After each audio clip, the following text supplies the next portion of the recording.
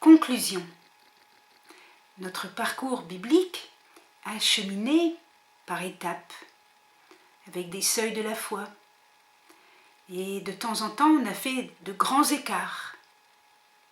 Nous avons cependant, dès le début, montré une cohérence de la révélation biblique. Et en même temps, nous avons cheminé lentement. Depuis les premiers appels à rejeter les rites magiques et occultes, jusqu'à la réforme d'Ézéchias et surtout de Josias, il a fallu des siècles pendant lesquels Israël a tergiversé.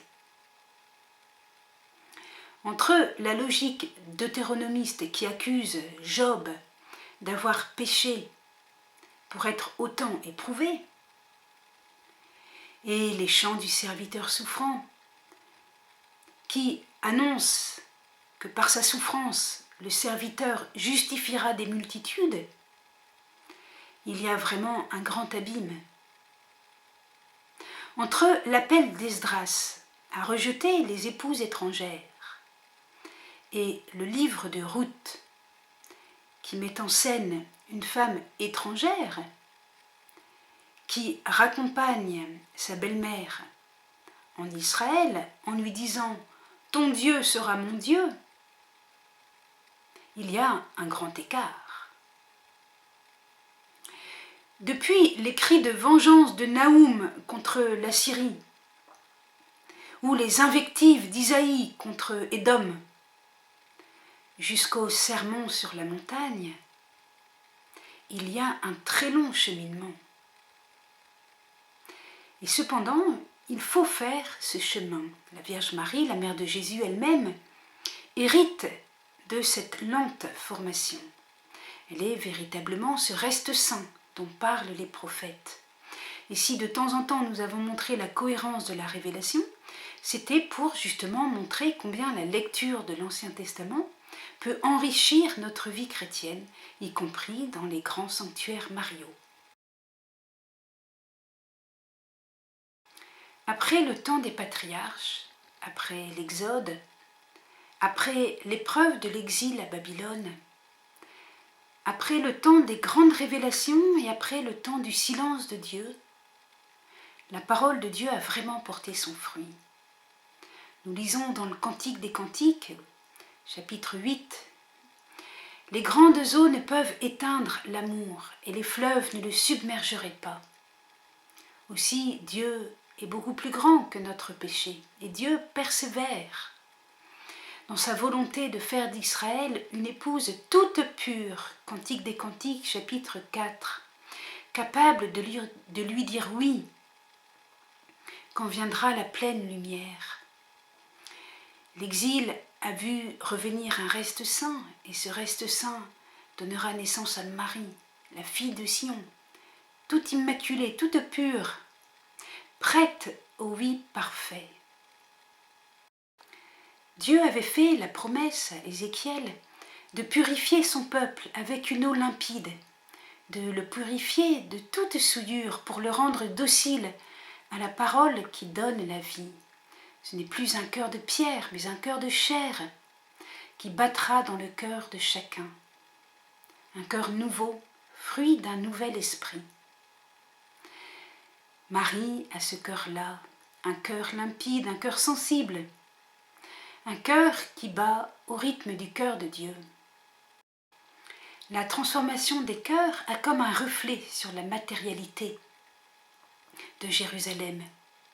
On lit dans le prophète Isaïe au chapitre 54, verset 11-12, « Je te donnerai des fondements de saphir, je ferai tes créneaux de rubis, tes portes d'escarboucle et toute ton enceinte de pierres précieuses. » Voyez-vous, Dieu transforme et opère de grandes choses. Dans la même foi qu'Isaïe, les chrétiens attendent la Jérusalem céleste qui descend d'en haut. Apocalypse 21, verset 2, avec aussi toutes ces couleurs merveilleuses. Et le renouvellement admirable promis à la ville antique a son commencement en Marie. Nouvelle Jérusalem. Marie est comme cette Jérusalem construite en pierres précieuses. Elle pointe sur l'horizon de l'histoire comme une aube radieuse qui précède le soleil de justice. Isaïe rappelle que Dieu est créateur. Isaïe 51. Il ajoute « Ton créateur, c'est ton époux. Ton rédempteur, le Saint d'Israël. » Isaïe 54. Le sens de telles paroles concerne aussi l'histoire d'Israël. Si le Seigneur est assez puissant pour créer le monde, il est aussi assez puissant pour délivrer son peuple du joug de Babylone et le recréer. Grâce à Cyrus, et ensuite grâce aux serviteurs souffrants, il va transformer les siens en chaînes de justice. Isaïe 61. En Marie resplendit la puissance de Dieu qui recrée l'homme. Elle est le prélude de la nouvelle création apportée par le Christ. Ou encore, elle est la nouvelle Ève aux côtés du Christ nouvel Adam. Ézéchiel écrit, chapitre 37, « Oracle du Seigneur, je ferai ma demeure au-dessus d'eux, je serai leur Dieu et ils seront mon peuple, et les nations sauront que je suis le Seigneur qui sanctifie Israël, lorsque mon sanctuaire sera au milieu d'eux à jamais. » La proximité de Dieu avec les siens dans le temple de Pierre est le levain qui sanctifie le peuple dans son ensemble. Quand le Verbe se fait chair, le temple de Pierre cesse. Marie est devenue le tabernacle où Dieu s'unit à notre chair. En Marie, le Seigneur s'est fait proche et sanctifie son peuple.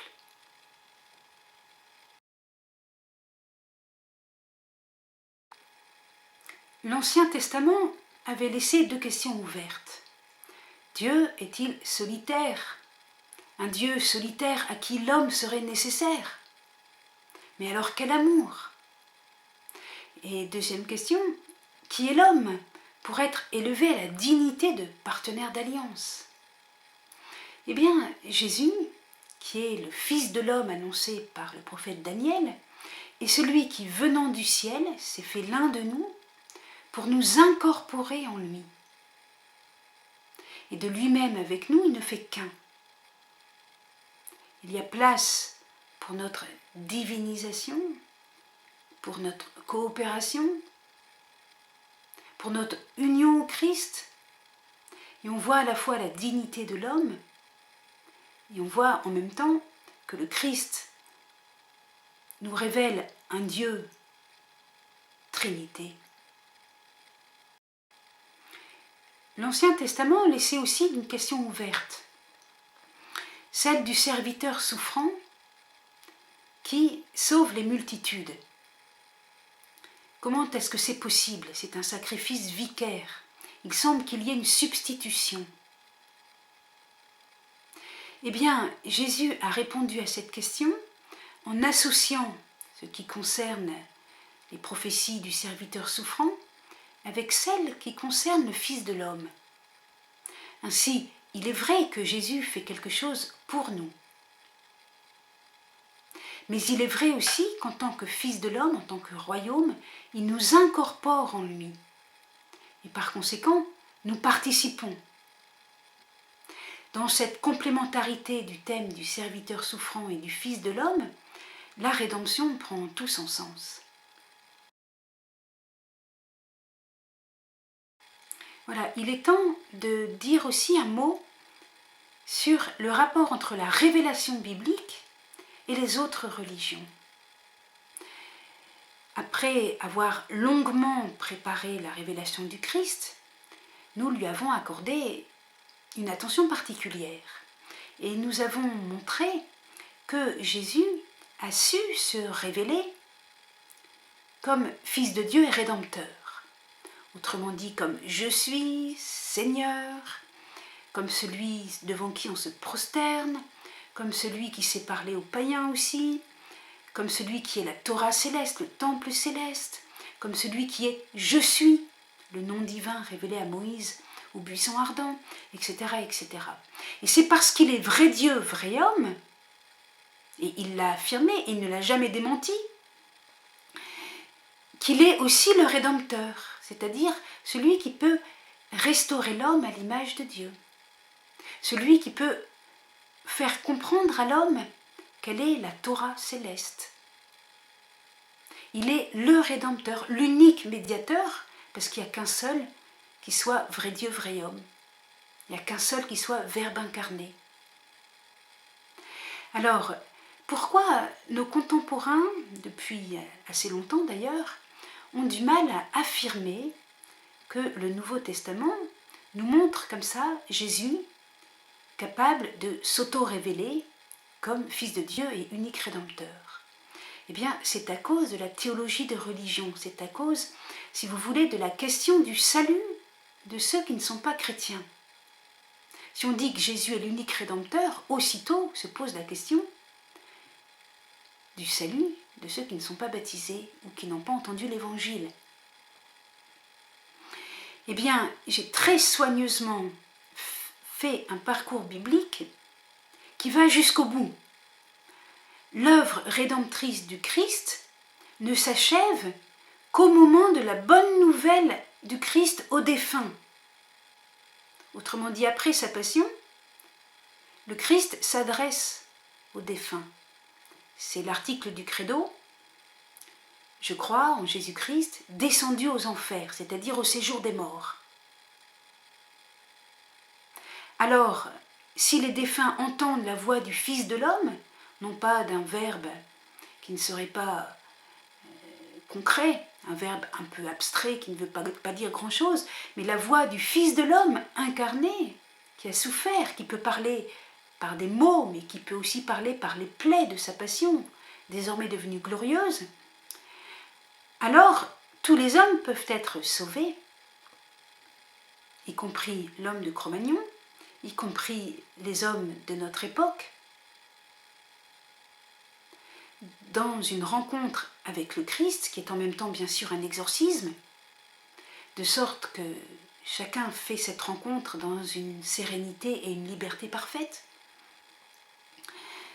Quoi qu'il en soit, la mission demeure extrêmement importante, puisque sans le Christ, notre conscience est trouble et n'a pas une claire vision de ce qui est bien et de ce qui est mal. Ça, c'est l'état déchu après le péché originel. Et donc, nous avons besoin du Christ pour faire des œuvres bonnes. Or, celui qui fait des œuvres bonnes vient à la lumière. Celui dont les œuvres ne sont pas bonnes ne vient pas à la lumière. Jean chapitre 3. Par conséquent, la mission est extrêmement importante pour préparer les gens à la vie éternelle. Donc, la mission demeure importante, et pour autant, la théologie des religions n'a pas besoin de diluer la notion de révélation. Et nous pouvons maintenir la qualification de texte inspiré en la réservant aux livres canoniques de la Bible, en les considérant comme étant les seuls qui soient inspirés par le Saint-Esprit. Alors, bien sûr, il y a dans les autres religions des semences du Verbe, et nous avons précisé aussi qu'il pouvait y avoir des éléments antichristiques pour les religions qui sont arrivées après le Christ. Toutes ces nuances sont très importantes. Et alors, ceci explique que dans ma lecture de l'Ancien Testament, je n'ai pas épinglé certains points de détail, comme par exemple l'intervention de Jéthro, le beau-père de Moïse, qui était un païen et qui a donné un bon conseil à Moïse. Comment s'organiser pour ne pas être débordé de travail, mais s'entourer de 70 anciens. Voilà un conseil qui montre que l'Esprit Saint est présent chez les païens, mais il n'y a pas besoin pour cela d'une révélation divine et de mettre au même plan la révélation dans les autres religions et la révélation de l'Ancien Testament. Voilà. L'Église se dit catholique, c'est-à-dire universelle. L'universalisme qui dépasse les frontières de l'Église ne signifie pas que les chrétiens se fondent dans le système philosophique dominant, fût-il franc-maçon ou autre. Comme au temps d'Isaïe, confronté à l'universalisme de Cyrus le Perse et de sa divinité abstraite, Ahura Mazda, la conscience d'avoir vécu un compagnonnage unique avec le Seigneur est irréductible. Les chrétiens ont conscience eux aussi d'avoir reçu la révélation de l'Esprit Saint qui est tout autre qu'une simple lumière humaine. De même, comme les martyrs d'Israël ou les Maccabées résistèrent à la modernité d'Antiochus Épiphane, voulant imposer une intégration de tous les peuples conquis dans une universalité religieuse, confondant Zeus et Adonai sur le même culte et sur le même autel, les chrétiens ne peuvent pas accepter, même au nom de la paix, un culte syncrétiste. Ceci étant dit, l'affirmation biblique de l'homme créé à l'image et à la ressemblance de Dieu, Genèse 1, verset 27, à laquelle fait référence le Christ lui-même, Matthieu 19, verset 4, implique une grâce chez tout homme, de sorte que tout homme connaisse la loi dans le cœur, dit saint Paul, la loi dans le cœur. Romains 2, verset 15. Cela implique aussi une présence de l'Esprit Saint chez tout homme.